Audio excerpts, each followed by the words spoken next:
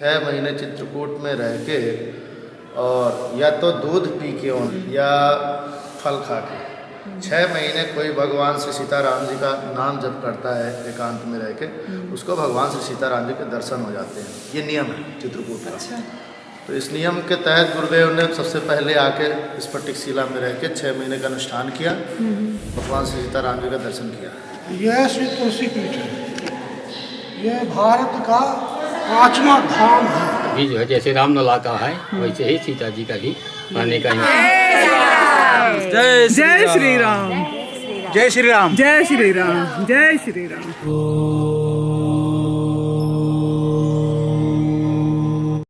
मित्रों, आज हम आपको दिखाएंगे एक ऐसे संत का घर, मंदिर और आश्रम जो जन्म से सूरदास होते हुए भी एक उच्च कोटि के आध्यात्मिक गुरु हैं, शिक्षक भी हैं, संस्कृत के विद्वान भी हैं, दार्शनिक, लेखक, संगीतकार, गायक, नाटककार, बहुभाषाविद और 80 ग्रंथों के रचयिता भी हैं। जी हाँ दोस्तों, हम बात कर रहे हैं धर्म चक्रवर्ती, तुलसी पीठाधीश्वर और पद्म विभूषण से सम्मानित जगत गुरु श्री रामभद्राचार्य जी स्वामी महाराज के बारे में। और अब हम पहुंच रहे हैं उनका पूरा क्षेत्र है जहाँ पे उनका आश्रम है उसके अंदर, और यहाँ पर ही किनारे पर कुछ लोग बैठे हैं। पहले हम उनसे करते हैं बात, फिर हम चलेंगे अंदर, आपको बहुत कुछ दिखाएंगे और बताएंगे भी। आप लोग यहीं पे रहते हैं? हाँ। इस मंदिर के बारे में बताएंगे थोड़ा सा। 5 मंदिर है ये तुलसी पीठ का, राम भद्राचार्य जी का। उनकी जो है 3 सेवाएं यहाँ करते हैं। अच्छा, फ्री विश्वविद्यालय जी। अच्छा, 3 सेवाएं। 3 सेवाएं। अच्छा अच्छा, हाँ। एक चलती है विश्वविद्यालय जी। इसके बाद जो है इंटर कॉलेज चलता है और गौ सेवा चलती है। चित्रकूट में 3 सेवाएं इनकी रहती हैं। संत सेवा मंदिर की हो गई जी। गुरु जी का एक पुस्तकालय है। अच्छा, ये अच्छा अच्छा अच्छा, इनका जितना भी साहित्य है वो सारा आप देखते हैं। तो यहाँ पे सारा जो रामभद्राचार्य जी का जो साहित्य है वो आप सारा यहाँ पे देख रेख कर रहे हैं। तो अभी कितने बजे खुलेगा? बस खुलने वाला है। काया हुआ है, हम वापस आएंगे तो आप दिखाइएगा, खुला मिलेगा। ठीक है, ओके। तो मित्रों, जो बाएं हाथ पे आपको दिखाई दे रहा पुस्तकालय अभी बंद है, हम वापसी में इसको देखेंगे। और श्री रामभद्राचार्य जी के लिए कहते हैं कि जब वो 2 महीने के थे तभी ट्रोकोमा के कारण उनकी जो आंखों की रोशनी थी वो चली गई थी। ना तो वो पढ़ लिख सकते हैं और ना ही ब्रेन लिपि का प्रयोग करते हैं। वे केवल सुनकर ही सीखते हैं और बोलकर अपनी रचनाएं लिखवाते हैं। नेत्रहीन होने के बावजूद उन्हें 22 भाषाओं का ज्ञान प्राप्त है और उन्होंने 80 ग्रंथों की रचना की है। 2015 में जगत गुरु श्री रामभद्राचार्य जी को भारत सरकार द्वारा पद्म विभूषण से सम्मानित किया गया था। स्वामी जी रामानंद संप्रदाय के वर्तमान में 4 जगत गुरु रामानंदाचार्यों में से एक हैं और इस पद पर वे 1988 से प्रतिष्ठित हैं। तो मित्रों, सबसे पहले हम दिखाते हैं आपको रामचरितमानस मंदिर, जो कि हमारे राइट हैंड पे मतलब सीधे हाथ की तरफ दिखाई दे रहा है। और बाहर आप देखेंगे रामायण से संबंधित बहुत सारे चित्र बने हुए हैं यहाँ पर। और इस तुलसी पीठ के अंदर जाने से पहले हम आपको यहाँ के बारे में थोड़ी सी बातचीत सुनवाते हैं और फिर हम इसके अंदर प्रवेश करके आपको सारा कुछ दिखाएंगे, क्योंकि इसकी दीवारों पर पूरे में तुलसी रामायण लिखी हुई है। तो चलिए चलते हैं इसके अंदर, और अंदर चलने से पहले हम जरा इसके बारे में आपको थोड़ी सी जानकारी देते हैं।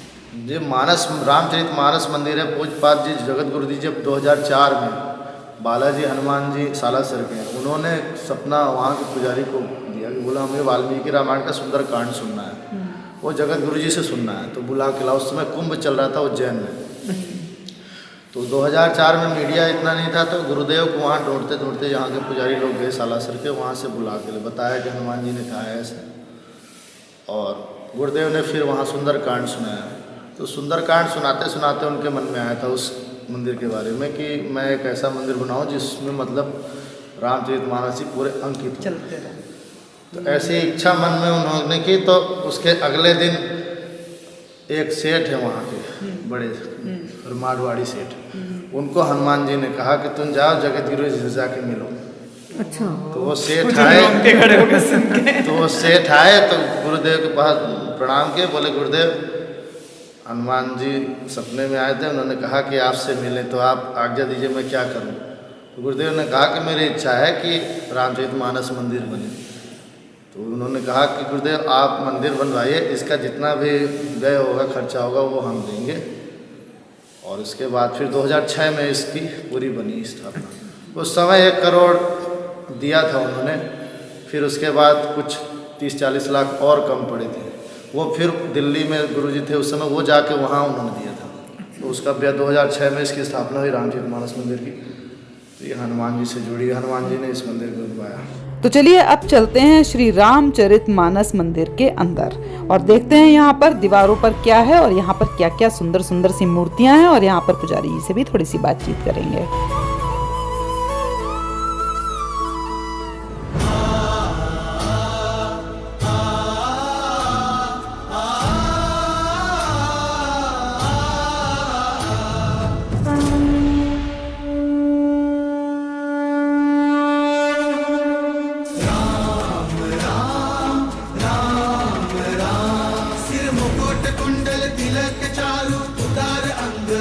और यहाँ पर आप देखेंगे धनुष का आकार बना हुआ, 2 पिलर को जोड़ने वाली जो जगह है जहाँ पे 2 खंबे आपस में जुड़ रहे हैं वो सारे धनुष के आकार से। देखिए बहुत ही सुंदर सी ये डिजाइन बनाई हुई है और चारों तरफ का नज़ारा तो बहुत ही शोभनीय है, बहुत ही सुंदर।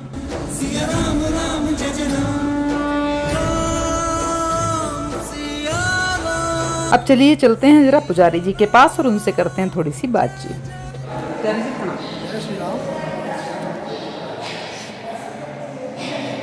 यह श्री तुलसी पीठ है। यह भारत का 5वां धाम है और श्री रामानंदाचार्य परंपरा का ये पीठ है। जगत गुरु श्रीमद रामानंदाचार्य जी आज से 724 वर्ष पहले प्रयाग में संवत 1356 में श्रीमती सुशीला देवी और श्री पूर्ण सदन शर्मा इनको माध्यम बना के प्रकट हुए थे। रामानंदा स्वयं रामाप्राधिक। और अब मित्रों हम आपको लेकर चलते हैं जो मुख्य मंदिर है जो सामने आपको दिखाई दे रहा है। ये यहाँ का मुख्य मंदिर है और इसे कुछ लोग कांच मंदिर भी कहते हैं, तो उसकी तरफ चलेंगे। और यहाँ पर रास्ते में ही हमें दिखाई दे रहा है सीधे हाथ पे गीतांजलि भवन, मतलब ये अतिथि के लिए है। अगर कोई भी गेस्ट यहाँ पे आके रहना चाहे तो रह सकते हैं।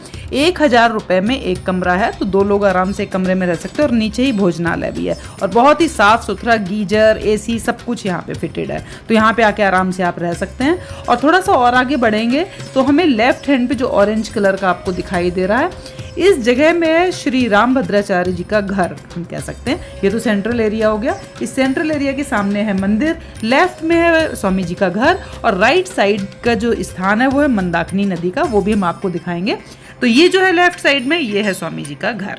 तो पहले हम करते हैं मंदिर के दर्शन, उसके बाद हम आपको मंदाकिनी नदी की तरफ लेके चलेंगे। ये सामने से रास्ता जा रहा है मंदाकिनी नदी का। तो पहले हम मुख्य जगह में, यानी कि जो हमारा ये तुलसी पीठ का जो सेवान्यास है, यानी कि जो मेन मंदिर है, इसके अंदर चलते हैं और करते हैं दर्शन। और यहाँ पर जो पुजारी जी हैं उनसे डिटेल में थोड़ी सी बातचीत करेंगे।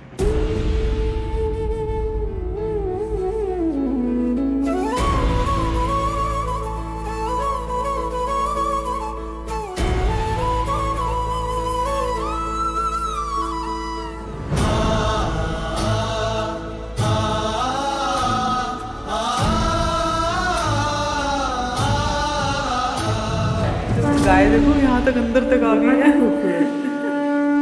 जाओ बहुत लेंगे तो हम दर्शन का होते, चलो बाहर, चलो चलो बाहर, चले दर्शन करने दो उसको भी। वो मैंने गड़बड़ कर दी तो फिर जाइए, चल जा बेटा।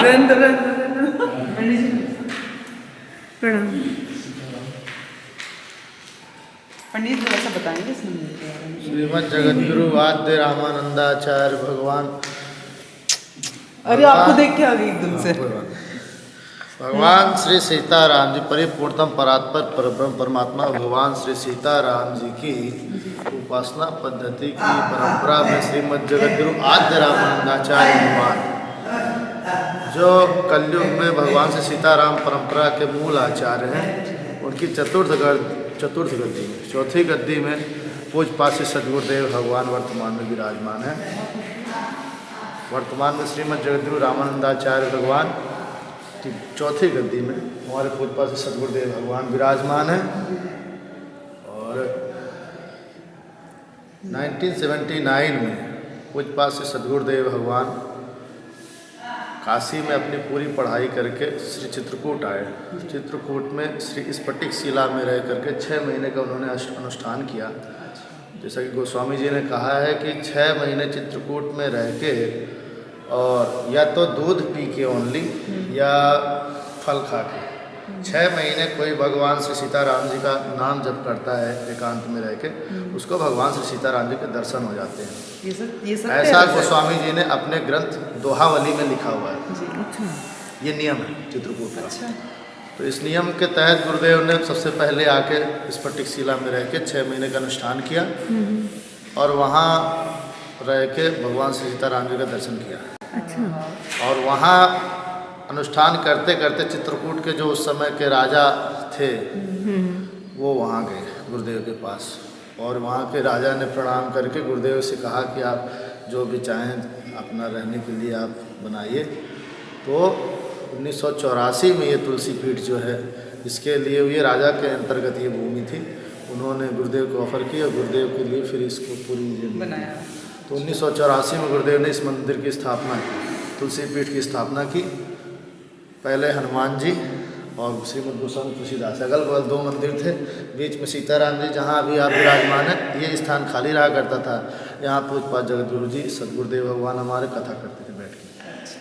फिर 1987 में 1987 में सीताराम जी विराजमान हुए। स्थापना के समय सबको बुला के गुरुदेव ने स्पष्ट दिखाया कि जो मंत्रों के द्वारा प्राण स्थापित किए जाते हैं वास्तव में वो जीवंत हैं। इस प्रकार सामान्य मनुष्य की पल्स वगैरह चलती है, ऐसे भगवान एक कृष्ण जी भी है ना, वो जो घड़ी बंधी है वो पल्स से ही चलती है। हाँ, वहाँ राजस्थान में भी कहाँ पे है। जो ये वर्तमान तुलसी पीठ है अभी का, ये गुरुदेव की तपोस्थली भी है। गोस्वामी जी जैसे एक अनुष्ठान के लिए कहा है, गुरुदेव ने 10 अनुष्ठान किए। अच्छा, तो मतलब इनकी गुरुदेव जी की ये तपस्थली है। ये तपस्थली है, यहाँ गुरुदेव की गुफाएं हैं तपस्या करने की। एक यहाँ गुफा है, इसमें 2-3 अनुष्ठान यहाँ किए। ये कार्यालय के नीचे एक गुफा है, यहाँ गुरुदेव ने 2-3 अनुष्ठान किए हैं। एक अनुष्ठान पुष्कर में किया है। बाकी 9 अनुष्ठान यहाँ किए। उसमें भी 6-6 महीने के सारे अनुष्ठान है। 6 महीना तक ओनली दूध, वो भी शाम को एक बार बस, और कुछ है। 6 महीना तो ये तपस्या होती है। आखिरी अनुष्ठान 2017 में हुआ था, जुलाई से लेकर जनवरी तक। अच्छा।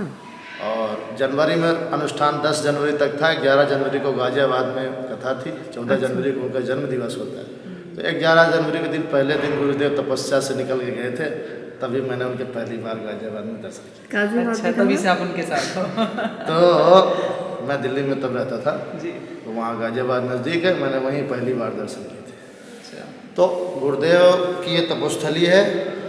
पौराणिक अपने इतिहास की बात करें तो रामचरितमानस रामायण जी के हिसाब से भरत जी राम जी के मनाने के लिए जब चित्रकूट आए थे तो अपने सारे अयोध्यावासियों को इस स्थान पर ठहराया था।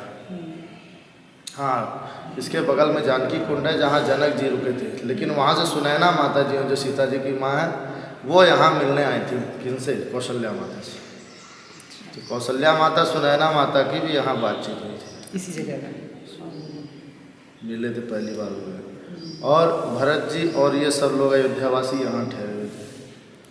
मतलब इसकी कितनी मान्यता है पौराणिक। गोस्वामी तुलसीदास जी कई जगह चित्रकूट में अपने रहने का स्थान बनाया। तो रामघाट में उनकी गुफा है गोस्वामी जी की, आप झारखंड जो जल रही है। और जहाँ तक मुझे लगता है गुरुजी ने अगर उनके नाम से बनाया तो जरूर यहाँ रह के कुछ न कुछ ग्रंथ रचना जरूर की है।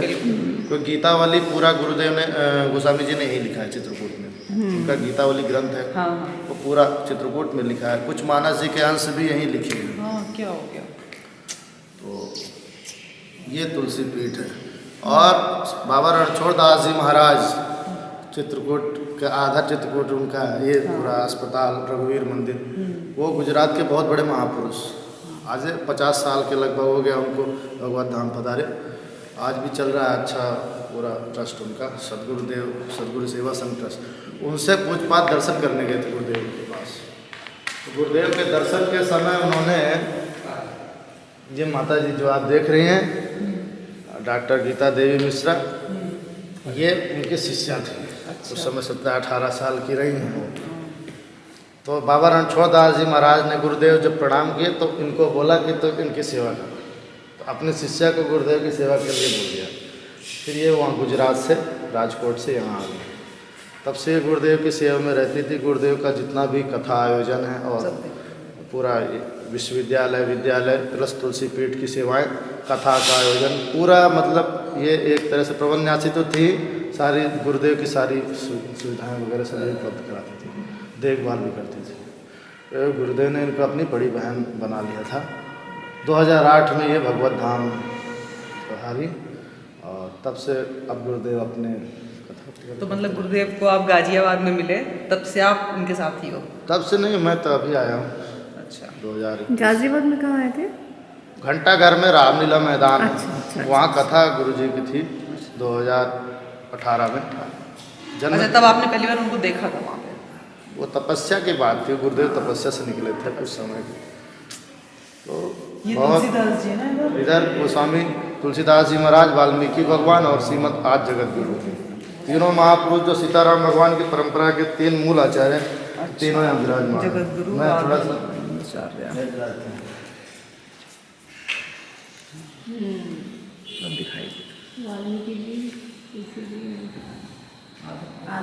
वाल्मीकि भगवान को तो करोड़ों साल हो गए जी। हाँ, बाकी 1200 ईस्वी में रामानंदाचार्य भगवान थे और आज से 500 साल पहले अकबर के जमाने में गोस्वामी तुलसीदास। उनकी मूर्तियों में बड़ा तेज है। बहुत तेज है, बहुत तेज तो रहेगा, महापुरुष है। बिल्कुल बिल्कुल सही बात। महापुरुषों के तेज नहीं रहेगा तो किसका रहेगा? सही बात।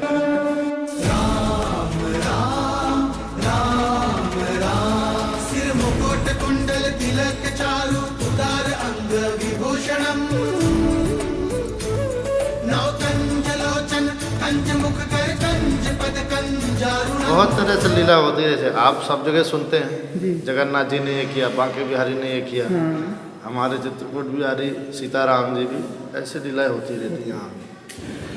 राम जी की तो महिमा, ये तो बहुत ही गजब है। ऐसे सीताराम जी आपको पूरी धरती में नहीं मिलेंगे, नहीं मिलेंगे सच में। ऐसे महापुरुष नहीं मिलेंगे और ऐसे सीताराम जी नहीं। गुरुदेव का कहना है, हाँ सही। गुरुदेव कहते हैं बहुत ही खूबसूरत। कि ऐसे सीताराम जी आप पूरे धरती पे ढूंढ लिए, आपको नहीं मिलने वाले, आँखें इतनी खूबसूरत बनी। क्योंकि इनके दर्शन गुरु जी ने किया, फिर इनको यहीं गिरा सिया राम राम जय जय राम राम, सिया राम राम जय जय राम, सिया राम राम जय जय राम,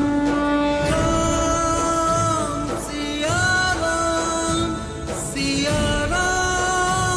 जय जय राम। तो मित्रों, अब हम आ गए हैं बाहर, और बाहर निकलते ही लेफ्ट हैंड पे, मतलब जो आप जा रहे हैं तो राइट हैंड पे, लेकिन अगर आप मंदिर से निकल रहे हैं तो लेफ्ट हैंड पे ही रास्ता जा रहा है, जो कि आपको लेकर जाएगा मंदाकिनी नदी पे।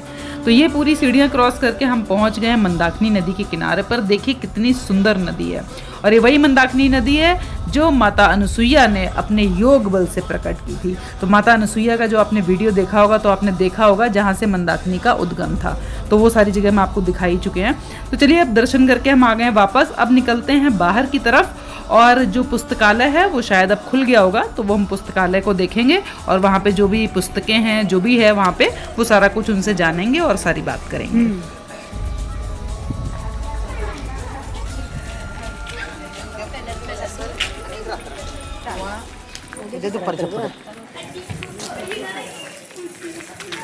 आप लोग कहाँ से आ रहे हैं? कोल्हापुर। सारे लोग कोल्हापुर से आए? 50 लोग हैं। 50 लोग महाराष्ट्र से आए हैं। ओह, तो आप पूरा चित्रकूट घूम रहे होंगे ना? हाँ, अभी चित्रकूट हम आप लोग अयोध्या, वाराणसी सारा घूमा है आप? अरे वाह, राम मंदिर भी देखा है? ये कैसा लगा राम मंदिर? बहुत ही अच्छा। तो बोलिए जय श्री राम, जय श्री राम, जय श्री राम, जय श्री राम, जय श्री राम।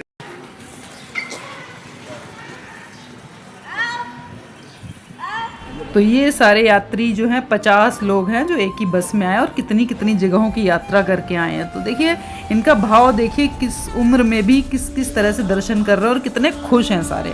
तो मित्रों, हम पहुंच गए पुस्तकालय में। पुस्तकालय खुल गया और यहाँ पर जो हैं वो अभी पूजा कर रहे हैं, तो अभी हम इनसे बातचीत करते हैं।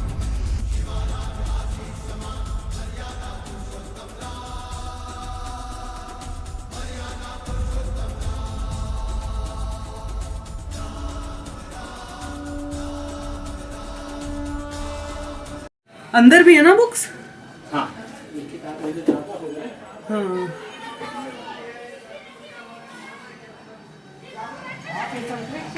जी। ऑर्डर बनाओगे? क्या है ये? संतरे के छिलके। इनका क्या करते हैं? ये कई कामों में आ जाता है हमारे। अच्छा, फेस पैक भी बना लो। कुछ पाउडर बन गया, पाउडर बना के कुछ यूज जो है ये सुपारी खाई गई, अच्छा। उसके साथ एक टुकड़ा खा लिया गया, अच्छा तो अच्छा मुख शुद्धि का जो है काफी बंधा हो जाता है। अच्छा। क्या है मेरी स्वर्ण यात्रा? ये गुरु जी का जीवन चलते हैं पूरा इसमें। अच्छा, कि पूरा जीवन में क्या रहा उनका, है ना?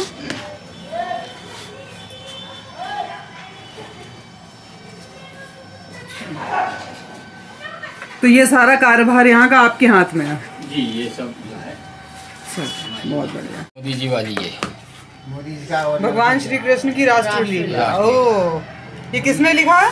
ये तो राम- गुरु जी ने लिखा है? अच्छा, बहुत सुंदर। इसमें चारों वेद, 6 शास्त्र, 18 पुराण, अवाध का जो वर्तमान युग है, निर्भया जैसे कांड को सब वेदों से समाहित करते हुए थी।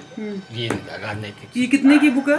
ये 200 की है। 200 की। ये हम और इसमें है जो है जो पुनौरा गांव के लिए जो महाराज जी जो संकल्प लिए हैं कि राम मंदिर बन गया, अब सीता जी का जो बनना है वो जो है ये पुनौरा धाम सीता जी का प्रकट भूमि सीतापुर अथवा जनकपुर नहीं है।